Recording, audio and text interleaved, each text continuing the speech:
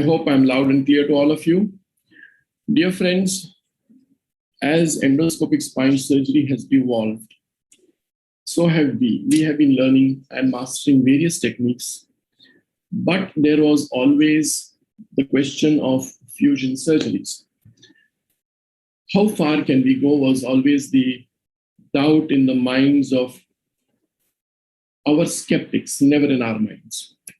So it became a question of developing endoscopic spinal fusion surgeries. And basically, I have managed to master two arts. One is the transcambin approach, and the second is Endo-TLIF using UB. So both the approaches I'm going to discuss with you. I'm going to play my video. Good morning, welcome to Golden Park Operation Theatre, Endospine Suite. Today we are doing a case of transforaminal endoscopic spine fixation.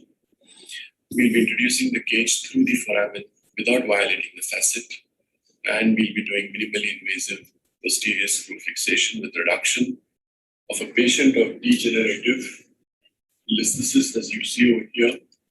The L5 is moved ahead on the S1.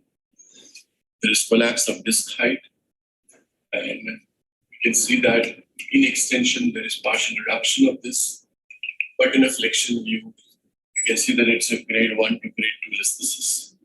Now, if you see here in the MRI, you can see that the huge broad-based disc bulge because of the listhesis. It's a very tight foramen. Bilaterally, patient is having severe claudication. There are wet facets that are observed, thickening of ligament flavum, but basically the sac size is quite capacious. So I feel that by getting a good distal height, transforaminally, and minimally invasive fixation, and debulking this posterior discal surface through an inside-out approach, we will be able to restore this spine to its normalcy. This surgery is basically being done under local anesthesia, where the entire cage will be inserted under local anesthesia to the patient. And subsequently, after the patient is given a sensory epidural, we will be putting in, with the local aided, 4 minimally invasive screws. The top 2 screws will be reduction screws, and we should be able to fix up her spine with the cage loaded with bone graft from the iliac crest. And hopefully she should be on her way to recovery. So thank you very much. Let's hope we get a good result today.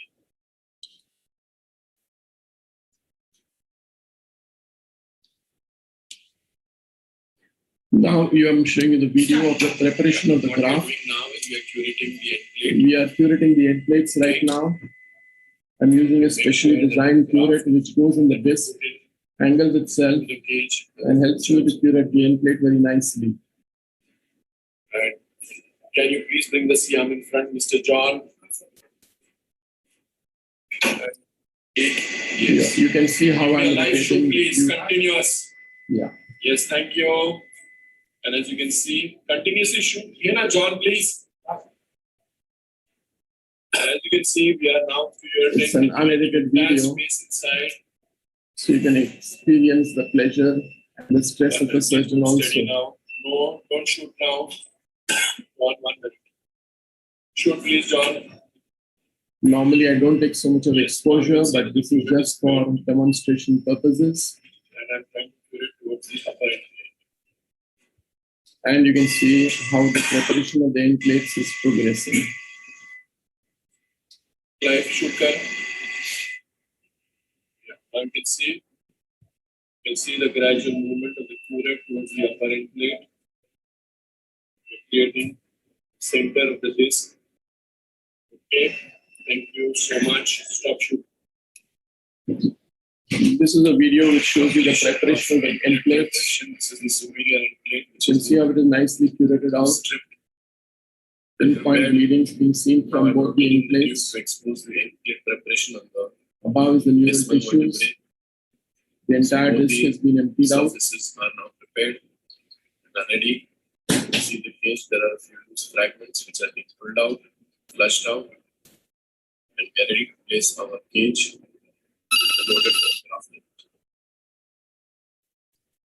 In the next video, I'm going to show you how I introduce my cage. The cage has been loaded and packed with bone graft. We have already inserted some bone graft into the disc space. And now I'm introducing the cage.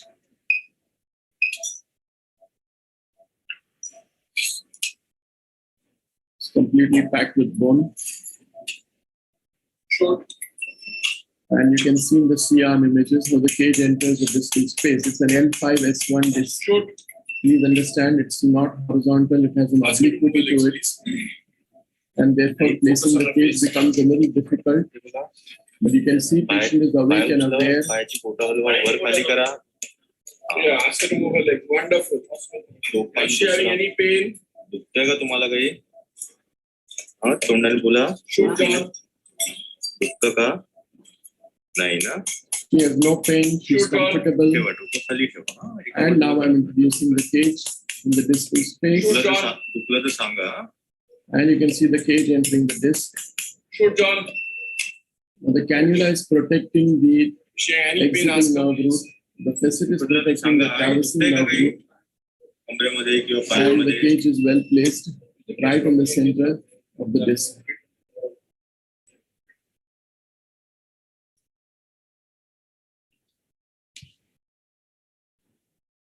After this, I did a biportal clearance of tissue posterior to the cage, just to see the position of the cage. Here you can see the cage in a corner. Above is the blue coated animal surface. And across you can see a dark hole. That is from where the cage was initially introduced. Posterior to the cage now. We are posterior to the cage at this moment. And may cause a pain. So biportal endoscopy with insertion of cage through one of the foramens. So coming back to my experience in transforaminal or transcambin fusion surgeries has been with degenerative retrolisthesis, in patients of lysis listhesis, and in patients of severe canal stenosis. Here you can see in this patient how the cage has been placed. You can see the incision marks on the skin for the fixation with pedicular screws and rods, and from where the cage has been introduced. This is a case in which there is a 4-5 degenerative listhesis. Transforaminal cage with minimally invasive screw fixation is a reality. It is something that we've been doing routinely for the past 3 years. I personally have done more than 50 cases of fusion by now, awaiting its long-term results and reviews before publication. Coming to this slide, I will be discussing with you facet-sparing transcambin approach. What is it? It retains the integrity of the facet and it adds to the stability of the construct. We do not create an instability. Annular entry is far lateral, so the cage that goes in is more horizontal. Failure of the implant will not result in a complete collapse or crushing of a root because you have not removed the facet. You have retained the entire facet. TLIF is a misnomer. When we say translumbar or transfacetal lumbar interbody fusion, what does it mean? It means that we are going to destroy the facet, remove the facet, create space laterally, and then put in our cage. So is creation of instability by removal of a facet justified in the aim of achieving stability by fusion? That is a question to be answered. There is a possibility of non-union implant failure, and what happens in such patients with an iatrogenic facetal loss? So we need to consider these issues also. Basically, I agree that transcambin fusion is an indirect fusion. It's quite similar to OLIF, it's quite similar to ALIF. Therefore, it has certain restrictions in its approach. It cannot be used for direct decompression of all the posterior structures. So therefore, I developed and I started practicing Endo-TLIF or Endo-UB-TLIF, in which you have a direct visualization of the cord, the exiting roots, but there is a more vertical positioning, and then you have to gradually, now we have picked up the art of flipping the cage, making the cage more horizontal and dipping the cage deeper. But we use a bullet cage, and I prefer to use a cage which is around 28 mm in length. Here you can see a video of me introducing the cage after doing a UV. And you can see it's a 28 mm cage, completely loaded with graft. Slowly take a position. You can start downward journey of the disc.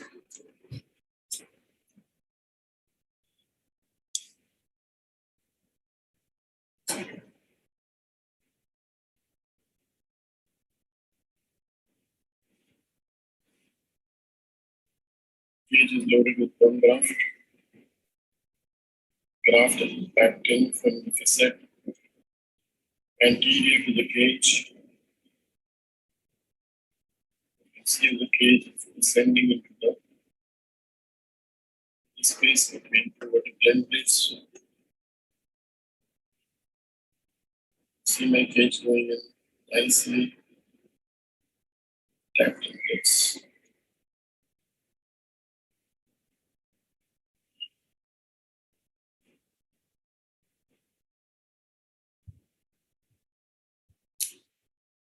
So Endo-TLIF it is, but again, it has its own problems. This is a complication I encountered. I had a tear, a disaster struck me when I was sitting in the cage. I had a small lateral tear, dural tear. You can see a nerve in the rootlet coming out of the tear. This required repair. It's unacceptable. And I have to struggle to suture it. The video of that has been put up elsewhere. But anyway, it's a complication and we need to learn to deal with it. Now, Endo-TLIF, again, it is my favorite. UB-TLIF is my favorite, especially where there are adherent and plastered nerve roots, where there is a dural sac which has been stuck to fibrous tissues. It's a case of a redo surgery. Why? Because here I get the opportunity to visualize the entire nerve root. I can see its adherence, and I can do this decompression and fusion, which I cannot achieve in an indirect manner through a transcambient fusion. So where transcambient fusion has its restrictions, that is where UV fusion has opened up a new vista or a new window. Here you can see me working on the facet. Endoscopic TLIF, especially in a recurrent disc herniation, holds a great advantage where one can identify the facet, osteotomize it completely, push away the dural sac with all its adherent tissues, then identify the root which is completely plastered.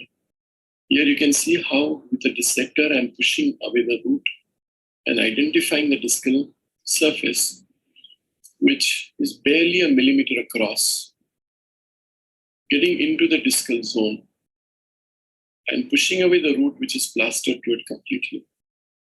Now, this would not be possible by a transcambient approach and would result in unnecessary traction on the root at the time of expansion by a cage. So, every procedure has its pluses and every procedure has its minuses. Here you can see the dissector making space, and you can see the root which is plastered completely to the superior surface of the discal space. As a matter of fact, as I come laterally with the dissector, I find bone covering the root. And therefore here I will have to osteotomize that bone which is covering the root to free the further lateral extension of the root. Slowly I'm probing away, slowly I'm pushing away the root from the discal surface. And now you will see the osteotomization of the bony tissue covering the root, to make sure that the root is entirely free prior to placement of a cage. So, Endo-TLIF via UBE holds a distinctive advantage as far as the recurrent cases are concerned, when one does not know the level of pathology, adherence of tissues within. Here you can see how I'm osteotomizing with the dissector and gently pushing away the bone, removing the bone which is on the root. This is the traditional part of the surgery where you put in a sizer, dilator, and subsequently use a rotating curette to create space for the graft. Thank you very much.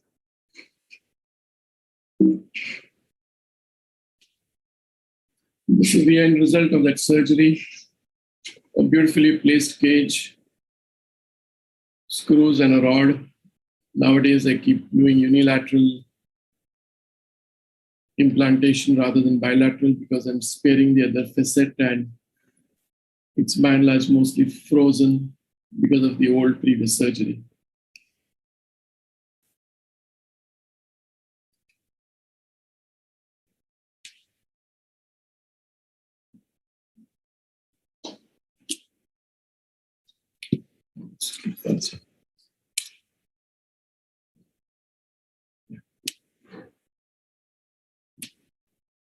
Here you see a patient with a retrolisthesis at 3-4 and a bad segment at 4-5 with compression of the exiting root at 4-5 on the left side. Now here the question to me was that at L3-4, I needed to do a posterior decompression, I needed to free the traversing roots. And at L4-5, I felt that the sac was capacious. So what do? You can see here in the plain X-ray, the retrolisthesis collapse, and yet for 4-5, you can see this space in the tight foraminals. So I combined the two techniques. I did a UB Endo-TLIF at the upper level, where I needed to do a proper decompression, free the lateral canal, lateral recesses, remove the thickened flavum. And at L4-5, where I felt that I could get away with transcam infusion, indirect decompression, I put in a larger cage and we achieved our goals of using both the fusion processes, whether by transcambin or by Endo-TLIF. Main goal and aim being that the patient should be comfortable and walking the next day, in which we did achieve in an old lady. So,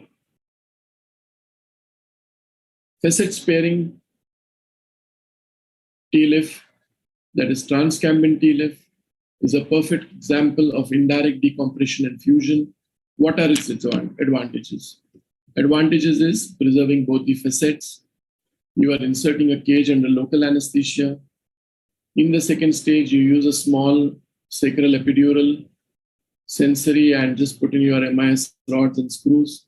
Patient is doing his or her own neuromodulation. Minimal blood loss of maybe 50 cc's in the entire surgery.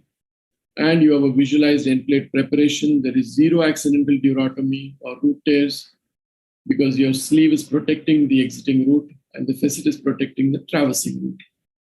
It's ideal for elderly patients with multiple comorbidities. But what are its disadvantages? Disadvantages, it cannot resolve central canal stenosis, cannot be done in old redo surgeries where you suspect severe entrapment of a nerve root. Little expensive infrastructure because transforaminal scopes and instruments are a little more expensive. And you do need a little bit of endoscopic training.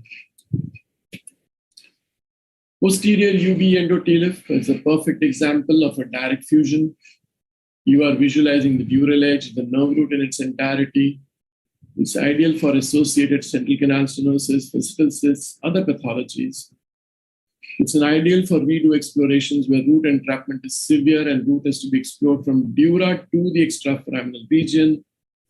It's easier for a traditional spine surgeon to adapt to this procedure. And obviously, you can introduce a larger size cage. Disadvantages, yes, epidural or general anesthesia is a must. There is a possibility of a root or a dural tear, which I showed you in my own patient. And blood loss is relatively more in comparison. I thank you for being patient with me. I've had a few hiccups in my talks today. I think I should stop my screen share now.